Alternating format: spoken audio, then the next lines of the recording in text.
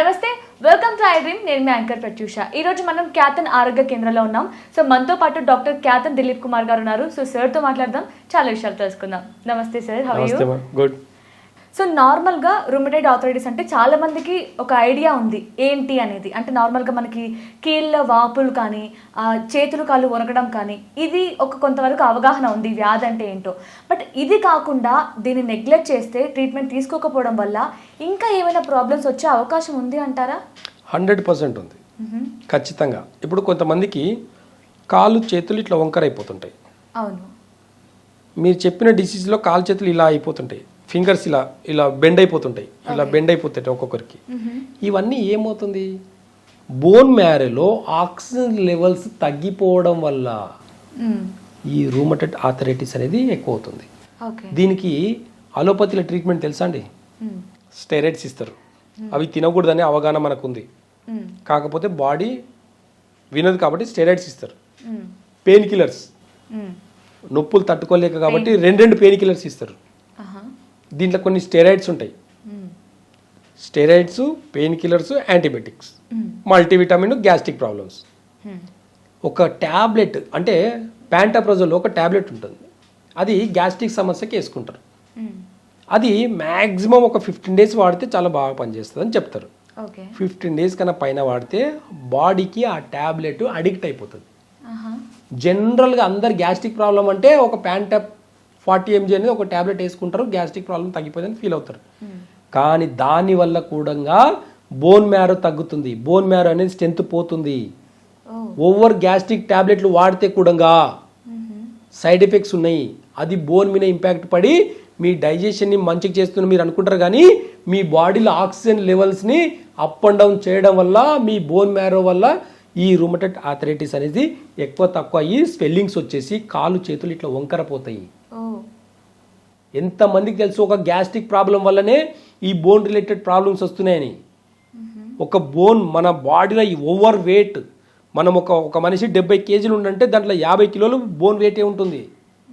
అంత bone weight, అంత bone మొత్తం కూడా మొత్తం కొలాప్స్ అవ్వడానికి రీజన్ ఏం తెలుసా? ఆ బోన్లో ఉండే బ్లడ్ ఉంటుంది చూడండి, దానికి ఆక్సిజన్ లెవెల్స్ ఎక్కువ కానీ తక్కువ కానీ అయినప్పుడు ఇలాంటి ప్రాబ్లమ్స్ వస్తాయి. ఓకే, అంటే బట్ డాక్టర్స్కి ఐడియా ఉంటుంది కదా సార్, ఈ టాబ్లెట్ ఎందుకు యూజ్ చేయాలి, యూజ్ చేయడం వల్ల వచ్చే సైడ్ ఎఫెక్ట్స్ ఏంటి, వాటి వల్ల యూజెస్ ఏంటో తెలిసే ఉంటుంది కదా. బట్ అంటే డాక్టర్ ఇచ్చినప్పుడు వేసుకోవడం వల్ల వచ్చే ప్రాబ్లమా, లేదంటే పేషెంట్ అతనే ఓన్గా గ్యాస్ట్రిక్ ప్రాబ్లం కదా ఈ టాబ్లెట్ వేసుకుంటే తగ్గిపోతుంది అని తన ఓన్గా వేసుకోవడం వల్ల డాక్టర్స్ ఇవ్వరు కదా మెయిన్గా తెలిసినప్పుడు కదా? అయితే మీరు చెప్పిన డిసీజ్కి, ఈ ఆర్థరైటిస్కి పర్మనెంట్ సొల్యూషన్ అనేది ఒక డాక్టర్ తోటి ఒక ప్రిస్క్రిప్షన్లో రాయించుకురండి.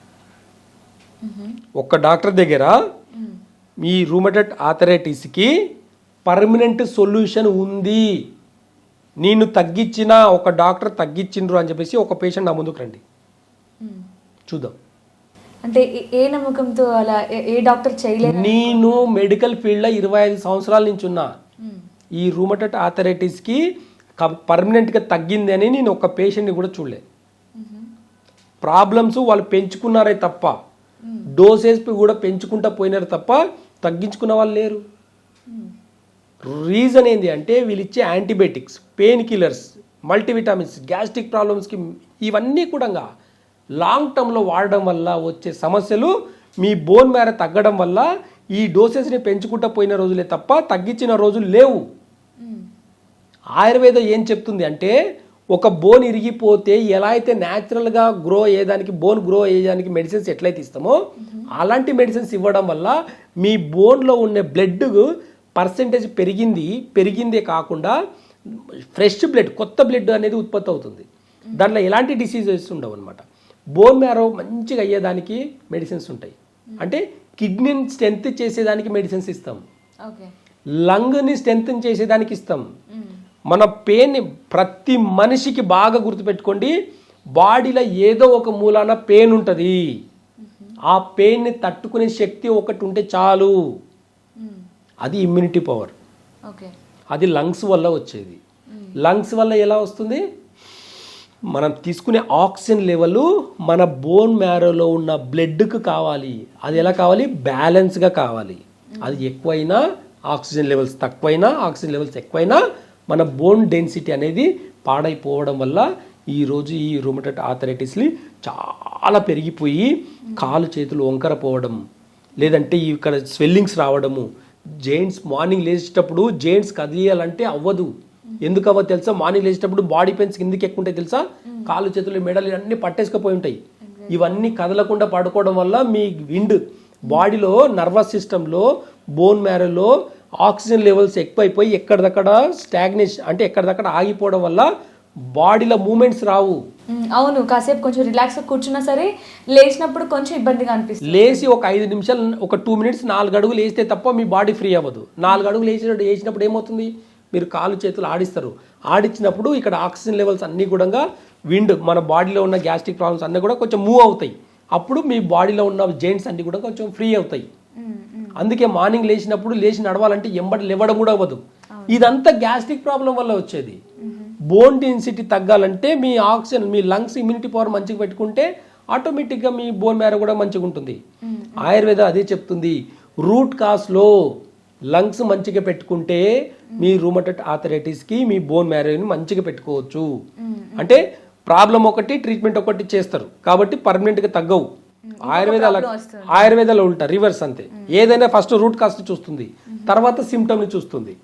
ఇక్కడ సిమ్టమ్స్ ని ఇక్కడ రూట్ కాస్ ని రెండింటిని బ్యాలెన్స్ గా చేసుకుంటా పోతే పర్మనెంట్ గా తగ్గించుకోవచ్చు. అలాంటి వాళ్ళు మా దగ్గర చాలా మంది ఉన్నారు. ఓకే, సో ఇప్పుడు మీరు ఇందాక అన్నారు కదా, అంటే అంత డేర్ గా చెప్పారు, ఏ డాక్టర్ కూడా పర్మనెంట్ గా ఒక పేషెంట్ కి కూడా రుమటైడ్ ఆర్థరైటిస్ కంప్లీట్ గా తగ్గిపోయిన పేషెంట్స్ ఎవరు లేరని. మరి ఆయుర్వేదంలో మీరు ట్రీట్ చేసిన పేషెంట్స్ కి పర్మనెంట్ గా సొల్యూషన్ నెంబర్ ఆఫ్ పేషెంట్స్ ఉన్నారు. ఎందుకంటే ఇక్కడ మేము పెయిన్ కిల్లర్స్ ఇవి లేవు, ఆయుర్వేదంలో పెయిన్ కిల్లర్స్ లేవు.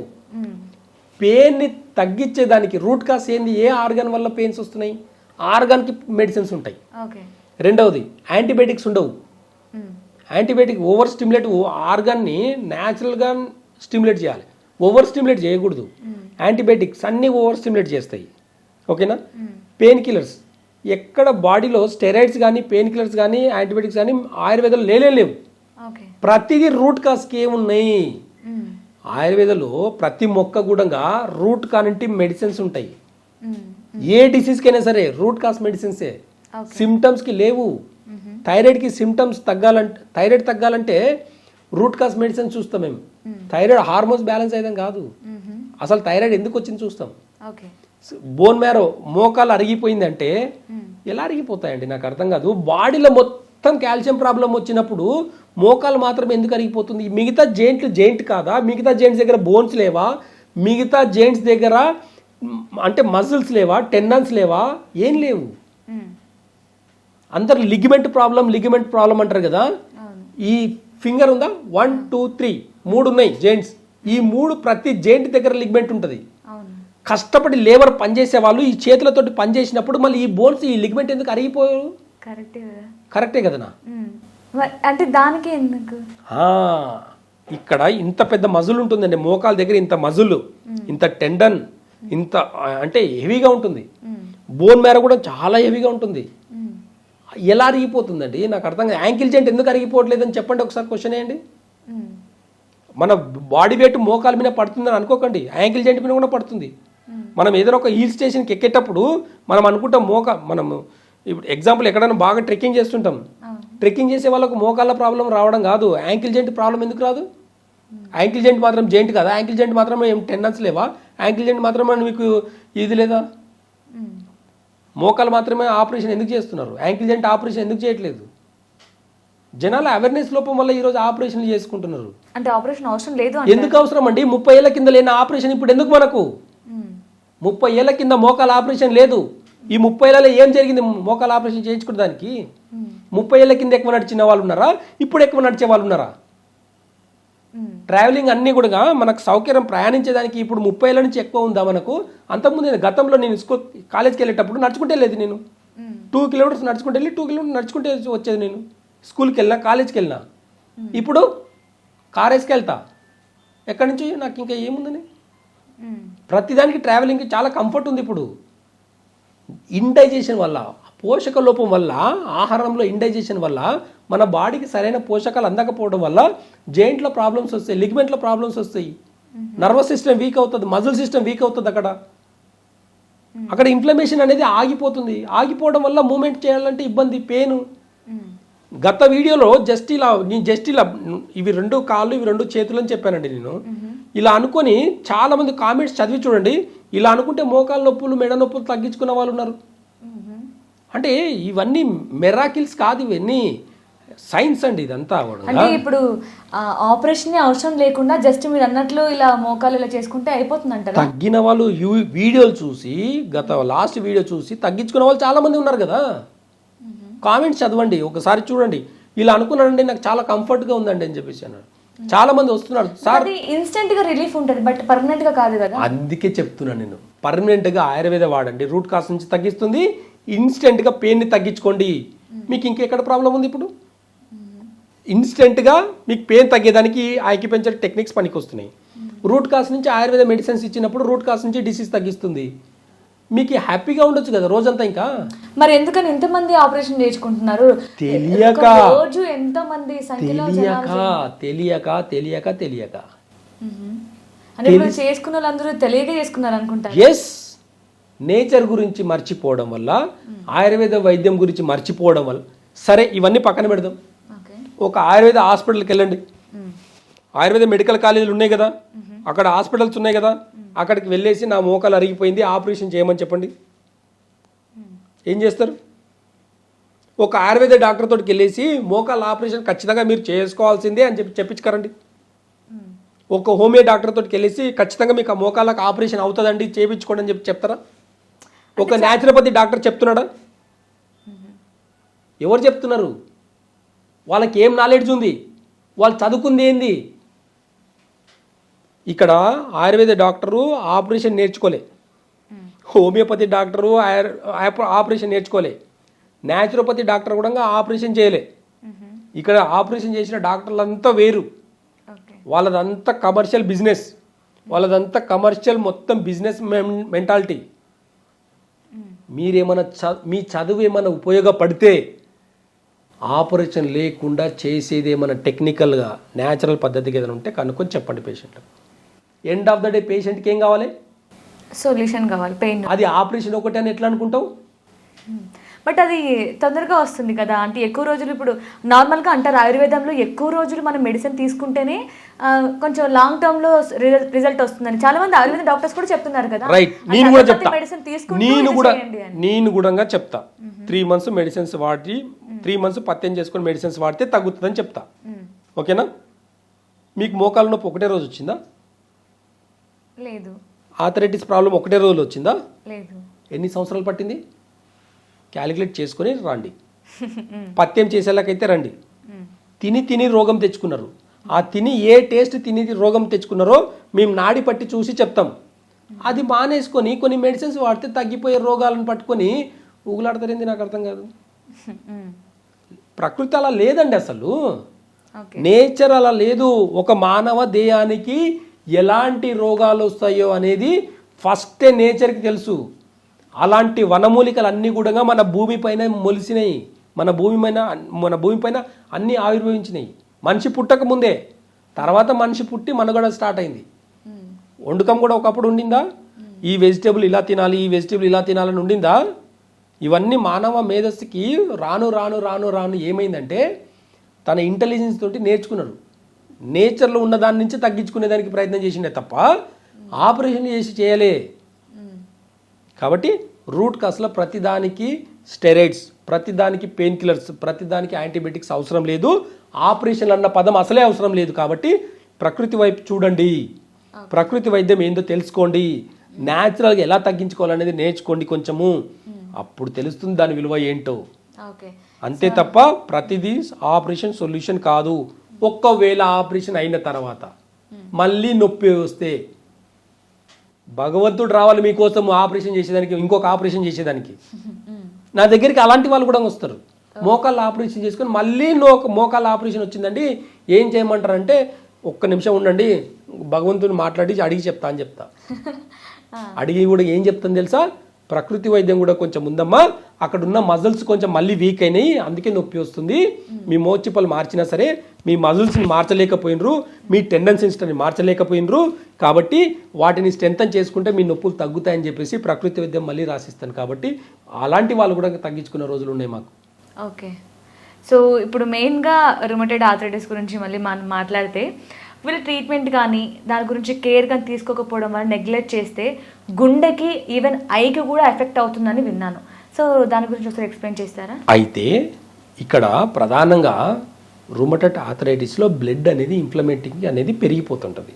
ఇన్ఫ్లమేషన్ అంటే ఏమవుతుంది అంటే, మనకు కిడ్నీ ప్రధానంగా బోన్ మ్యారో అంతా కూడా మన కిడ్నీ మీద ఆధారపడి ఉంటుంది. కిడ్నీ ఎందుకనంటే బ్లడ్ ప్యూరిఫై చేసేది, బ్లడ్ ప్యూరిఫై చేసి బోన్ మ్యారోని మంచిగా పెట్టుకునే దానికి పనికి వస్తుంది. అయితే ఇక్కడ బ్లడ్ ప్యూరిఫై చేసే కిడ్నీ ప్రాసెస్ కొంచెం తగ్గిందనుకోండి, కిడ్నీ ఎనర్జీ తగ్గిందనుకోండి, బ్లడ్ ప్యూరిఫై చేయడం ఆగిపోతుంది.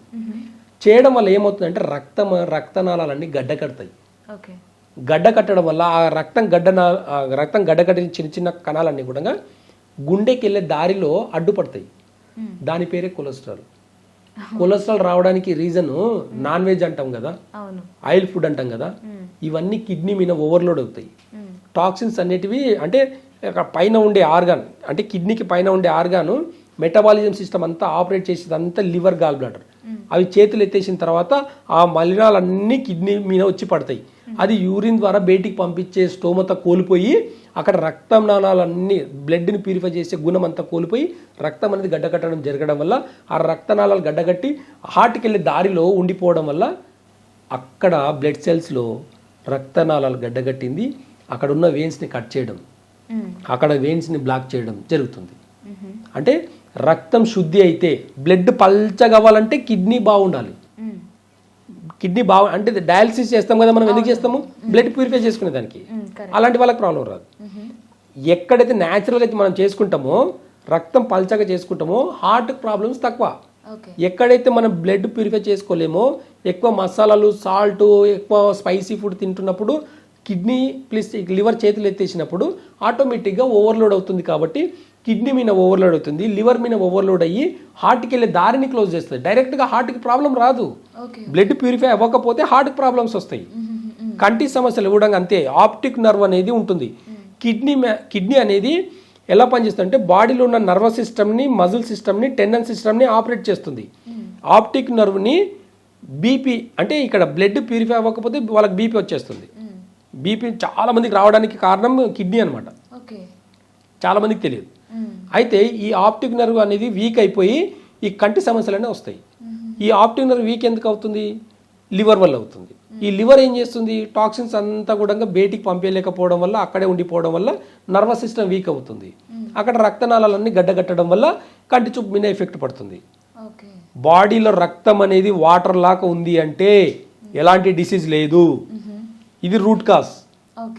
కాబట్టి రూట్ కాజ్ గురించి ఆలోచిస్తే ఎలాంటి డిసీజ్ లేవు.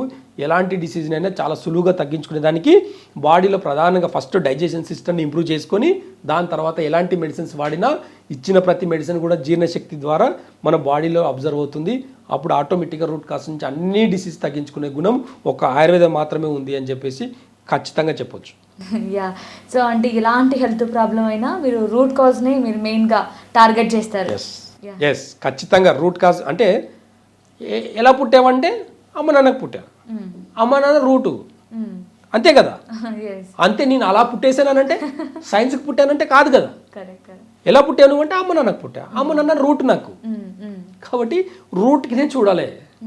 నువ్వు ఎంత పెద్దగైనా ఢిల్లీకి రాజైనా తల్లికి కొడుకే. ఈ ఒక్క సామెతలు ఎందుకు చెప్పారండి ఇవన్నీ?